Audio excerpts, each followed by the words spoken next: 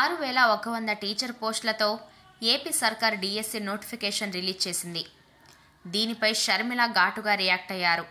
మహానేత వైఎస్ఆర్ నాడు 52,000 పోస్టులతో mega DSC వేస్తే వారసుడుగా చెప్పుకునే జగనన్న 6,000 పోస్టులతో వేసింది దగా డిఎస్సి అని విమర్శించారు.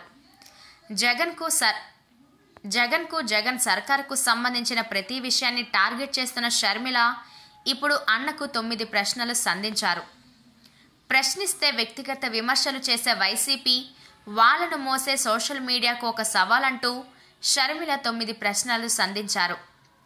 రాష్ట్రంలో 25,000 టీచర్ పోస్టులతో మెగా డిఎస్సి వేస్తామని గత ఎన్నికల సమయంలో హామీ ఇచ్చారు. ఆ మెగా డిఎస్సి ఎక్కడ? 5 ఏళ్ల పాటు నోటిఫికేషన్ ఇవ్వకుండా ఎందుకు కాలయాపన చేశారు?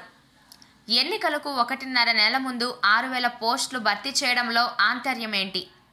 టెట్ డిఎస్సీలకు కలిపి నోటిఫికేషన్ ఇస్తే అభ్యర్థులు వీటిలో దేనికి సన్నద్ధం కావాలి? నోటిఫికేషన్ ఇచ్చిన 30 రోజుల్లోనే పరీక్షలు జరపడం దేశంలో ఎక్కడైనా ఉందా? నోటిఫికేషన్ తర్వాత టెట్కు 20 రోజుల సమయం ఉంటే టెట్కు డిఎస్సికి మధ్య 6 రోజుల వ్యవధి మాత్రమేనా? నాడు వైఎస్ఆర్ హయాంలో డిఎస్సి నోటిఫికేషన్ తర్వాత పరీక్షకు 100 రోజులు గడువు ఇచ్చిన సంగతి వారసుడు జగన్కు గుర్తులేదా?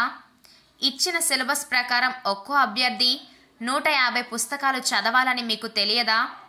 రోజుకు 5 పుస్తకాలు చదవడం అభ్యర్థులకు సాధ్యమయ్యే పనేనా? మానసిక ఒత్తిడికి గురిచేసి నిరుద్యోగులను పొట్టన పెట్టుకోవాలని కుట్ర చేస్తున్నారా? నవరత్నాలు జాతిరత్నాలని చెప్పుకునే జగనన్న ఆయన చుట్టూ ఉండే సకల శాఖ మంత్రులు దమ్ముంటే ఈ 9 ప్రశ్నలకు సమాధానం చెప్పాలి అంటూ షర్మిల సవాల్ విసిరారు.